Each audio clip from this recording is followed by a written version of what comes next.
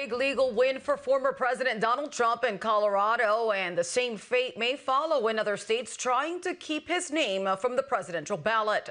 Just before the Colorado primaries, the Supreme Court ruled this morning that GOP presidential frontrunner Donald Trump will remain on the 2024 presidential ballot in Colorado, overturning a Colorado High Court decision to declare Trump ineligible to run for what they say was his involvement in the January 6, 2021 Capitol riot, citing the 14th Amendment's insurrection clause. Just the News points out the Supreme Court's decision will also impact Illinois and Maine, which also found Trump ineligible.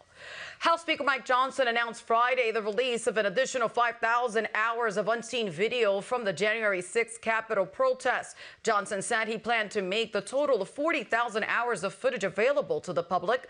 The Speaker commended the Committee on House Administration Chairman Barry Loudermilk of Georgia for his commitment and resolve to ensure complete transparency surrounding the Capitol protest turn violent. But the big news is now the Supreme Court has ruled that Colorado must keep Trump on their ballots so voters may vote for the candidate they prefer. Aren't voters the most important referendum on all candidates, not judges or Secretary of States?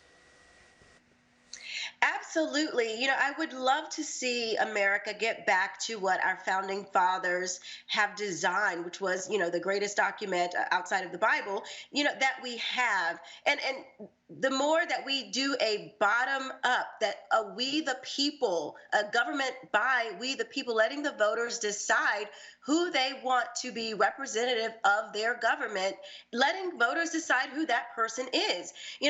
But I feel like the more that they take issue with Donald Trump and try to come at him, they don't seem like they've learned their lesson yet, that the more you come after this man, that the more people can relate to him and see themselves in him and see them, that the government, just like the border, just like the gas prices and everything else, that they are really after all Americans. Yeah, how about that Lieutenant Governor of North Carolina, Mark Robinson, who's running for governor? I saw you smiling as he was talking. Actually, he was preaching. Your thoughts?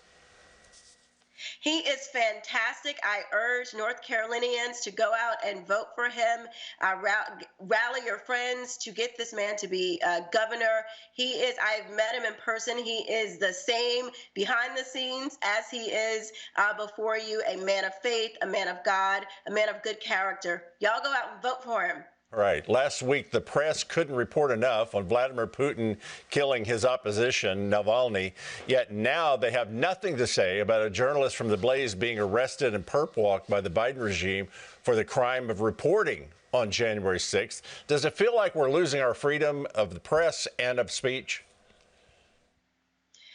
I feel like we've long lost the